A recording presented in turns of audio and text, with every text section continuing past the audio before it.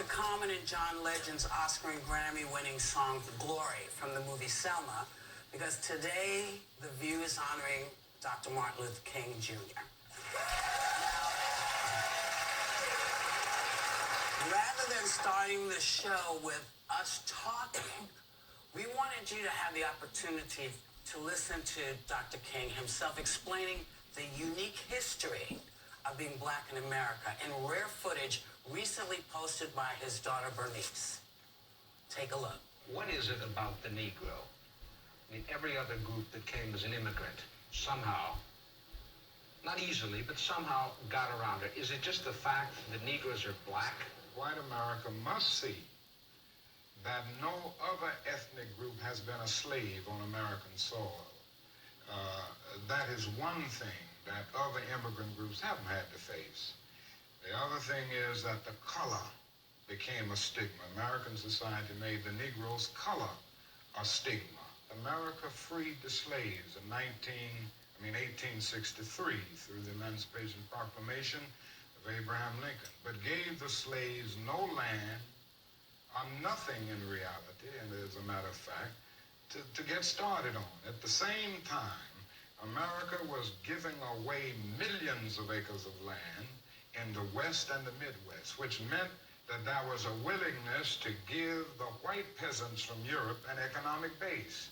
And yet it refused to give its black peasants from Africa, who came here involuntarily in chains and had worked free for 244 years, any kind of economic base. And so emancipation for the Negro was really freedom to hunger. It was freedom to the winds and rains of heaven. It was freedom without food to eat or land to cultivate, and therefore it was freedom and famine at the same time. And when white Americans tell the Negro to lift himself by his own bootstraps, they don't look over the legacy of slavery and segregation. I believe we ought to do all we can and seek to lift ourselves by our own bootstraps. But it's a cruel jest to say to a bootless man that he ought to lift himself by his own bootstraps. And many Negroes, by the thousands and millions, have been left bootless as a result of all of these years of oppression and as a result of a society that deliberately made his color a stigma and something worthless and degrading.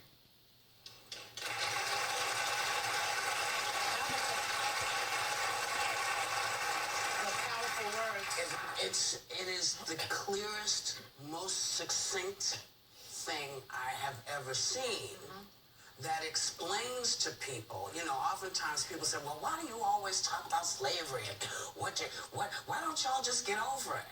It's because it kind of, in a way, is never ending. It feels like that. You know, it feels like that because, you know, I know and remember watching, along with my mother, the fight as an American to get the right to vote. Just the right to vote. And being born in this country, I didn't come from somewhere else. I was born here. Yeah.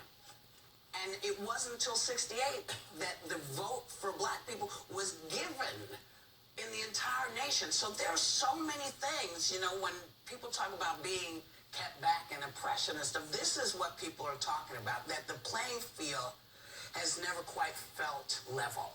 Well, I was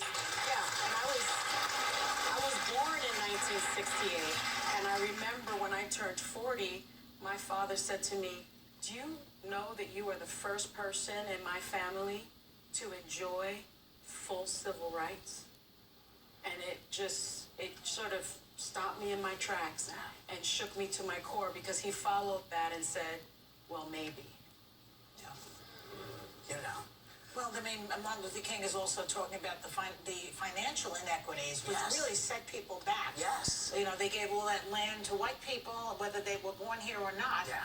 And besides the color stigma, there's also the financial disabilities, you could call it, that black people have had to endure. Right. So, and you know, of course, he mentions the fact that people just see color. They just see color. And it seemed like it was a deliberate way to oppress a people. Very deliberate. It wasn't just accidental. They deliberately did not give land to those people. It's Well, it's the original sin of this country. When I think of Dr. King, I say this quote to myself once a week. I can't take hate. It's too great a burden to bear. I'm going to stick with love. I think that is something that we should all say to ourselves. And sometimes when I get so consumed with thinking about anger and thinking of what's going on in the country, there's so many amazing quotes that still are so resonant today. Another one is, there comes a time when silence is betrayal.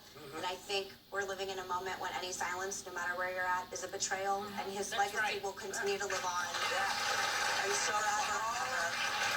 for all you young people who thought it was just I have a dream, He's amazing.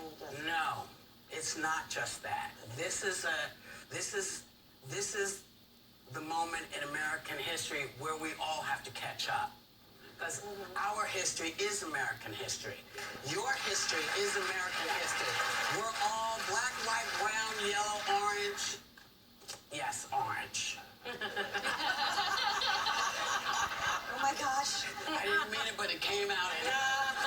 But now is our moment to say, this is what this means. This is the inequity that people talk about. Right. We got to balance each other, or none of us are balanced. It's either all of us or none of us. Yeah. I'm going for all of us.